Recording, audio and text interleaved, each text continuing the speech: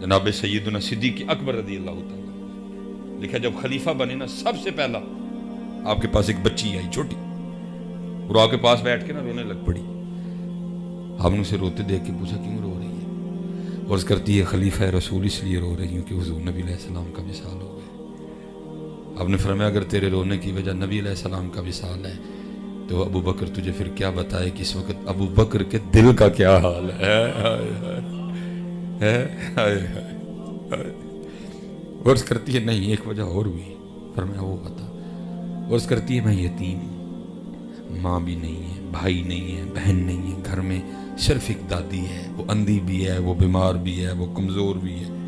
ٹھیک ہے جی، ہمارے پاس کچھ بکریاں ہیں جن کا دودھ نکال کے نا ہم بیچ کے اپنا گزر بسر کرتے ہیں. میرے ہاتھ چھوٹے چھوٹے ہیں، میں بکریوں کا دودھ نہیں نکال سکتی. دادی اندھی ہے، اس سے نکلے گا نہیں. رو اس لیے رہی ہوں کہ جب تک نبی علیہ السلام اپنی حیات ظاہری کے ساتھ ہم میں موجود تھے، آپ روز ہمارے گھر تشریف لایا کرتے تھے اور ہمیں بکریوں کا دودھ نکال کر دیا کرتے تھے. جناب ابو بکر رضی اللہ تعالیٰ عنہ رو دے. اس شدت سے محبوب یاد آئے نبیوں میں رحمت لقب پانے والا، مرادیں غریبوں کی بھر لانے والا، اپنے پرائے کا غم کھانے والا، اتر کر ہرا سے سوئے قوم آیا، ایک نسخہ کیمیا ساتھ لایا. اب رو پڑے تھے. رو کے پھر اس بچی کو جواب کیا دیتے ہیں؟ اب فرمانے لگے تو رو نہ، میرے محبوب علیہ السلام کا تو وصال ہو گیا لیکن ان کا غلام ابو بکر ابھی زندہ ہے، اور جب تک ابو بکر زندہ رہے گا آج کے بعد تیری بکریوں کا دودھ ابو بکر نکالا کرے گا. سچ بتاؤ کتنے بھی ہے والا اسلام، کتنے بھی ہے والا اسلام، کتنے بھی. پھر ایک بار رو پڑا حضرت، رو کے کہتا کیا ہے؟ تھے تو آبا وہ تمہارے ہی مگر تم کیا ہو. نقشبندی، قادری، چشتی، سہروردی، فاروقی، صدیقی، علوی، حیدری، حسینی، تھے تو آبا وہ تمہارے ہی مگر تم کیا. اسی غسیلے، اسی لڑاکے، اسی بد زبانی کرنا، اسی بد کلامی کرنا، کسی دے کم نہ آنا. نہ اچھا پتر، نہ اچھا خامی، نہ اچھا مولے دار، نہ اچھا ہمسایا، نہ اچھا دکاندار، نہ اچھا گاہک، نہ اچھا بہنوئی، نہ اچھا داماد. تھے تو آبا وہ تمہارے ہی مگر تم کیا، ہاتھ پہ ہاتھ دھرے منتظر فردا. حضرت سیدنا عمر فاروق رضی اللہ تعالیٰ عنہ فرماتے ہیں میری کوشش رہی میں ابو بکر پہ سبقت لے جاؤں، لیکن آپ فرماتے وہ وقت آیا جب مجھے بھی کہنا ہی پڑ گیا اے عمر سبقت تو دور، کاش تو ابو بکر کے سینے کا ایک والی ہوتا ہے. وہ ابو بکر ہیں، وہ یار غار ہیں، وہ یار مزار ہیں. اب دیکھتے ہیں نا جی آئے دن کوئی نہ کوئی کتا ابو بکر پہ بھونک پڑتا ہے. اللہ ان کے بھونکنے سے حضرت ابو بکر کو کوئی فرق نہیں پڑے. یہ میری بات یاد رکھیں، ان کتوں کے بھونکنے سے حضرت ابو بکر کو رضی اللہ تعالیٰ کوئی فرق نہیں پڑے، کیونکہ جہاں ابو بکر ہیں حضرت جی وہاں کسی کتے کا بھونکنا جاتا ہی نہیں ہے. وہاں تو جب بھی جاتا ہے درود ہی جاتا ہے. سالن پکایا، روٹی بنائی، سالن برتن میں ڈالا، روٹی رکھی، اماں جی کے پاس آیا، ایک نوالا توڑا، سالن میں ڈبویا، اماں جی کے ہونٹوں سے لگایا کہ کھا لیں. کہتے جیسے نوالا ہونٹوں سے لگا اماں جی بول پڑی آج ابو بکر نہیں آئے. آج ابو بکر نہیں آئے. فرماتے میں بڑا حیران، وہی اس کے لیے تو معروف ہے، مشہوری ہے کہ نبی نہ آئے، لیکن اس کو تو نظر آتا ہے، اور اگر اس کو نظر نہیں آتا تو پھر اس کو کس طرح پتا چل گیا کہ ابو بکر نہیں آئے؟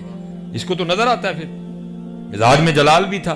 اب فرماتے میں نے کہا اماں تجھے تو نظر آتا ہے؟ اس نے کہا آنے والے اللہ کی عزت و عظمت کی قسم مجھے نظر نہیں آتا. اب فرماتے میں نے کہا پھر پتہ کس طرح چل گیا کہ ابو بکر نہیں آئے؟ حضرت عمر فاروق فرماتے اس نے منہ کھول کے دکھایا تو اس کے منہ میں دانت ہی کوئی نہیں تھا. وہ کہتی آنے والے پتہ اس طرح چل گیا، میرے منہ میں تو دانت ہی کوئی نہیں، میں نہیں نوالا چبا سکتی.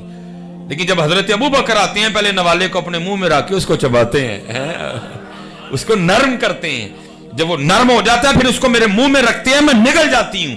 آج جب سخت نوالا ہونٹوں سے لگا نا، میں سمجھ گئی ہو نہ ہو حضرت ابوبکر نہیں آیا آج ہے، لیکن پھر بات وہ اقبال کی ہے، تھے تو ہوا وہ تمہارے مگر تم کیا ہو. دیکھنا تو یہ ہے کہ ہم کیا ہیں حضرت، وہ تو ٹھیک ہے، وہ تو رضی اللہ عنہم ورضوا عنہ. دیکھنا یہ کہ ہم کیا ہیں حضرت.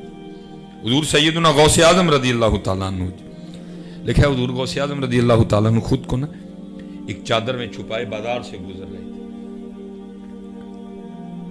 صرف اس لیے کہ اگر اس طرح گزروں گا لوگ دیکھ کے اکٹھے ہو جائیں گے، کسی کو دھکا لگے گا، کسی کے پاؤں پہ کسی کا پاؤں آئے گا، کسی کو چوٹ لگے گی میری، اس لیے خود کو نا چھپائے گزر رہے تھے.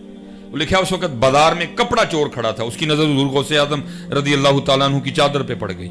اس کو یہ نہیں پتا چادر کے نیچے کون ہے، تو کبھی نہ یہ کرتا، اس نے تو چادر دیکھی نا، اس نے کہا لے بھائی جتنی قیمتی چادر ہے اگر چھین کے بھاگ جاؤں تو کتنے دن کچھ نہیں کرنا پڑے گا، اتنی مہنگی بکے گی.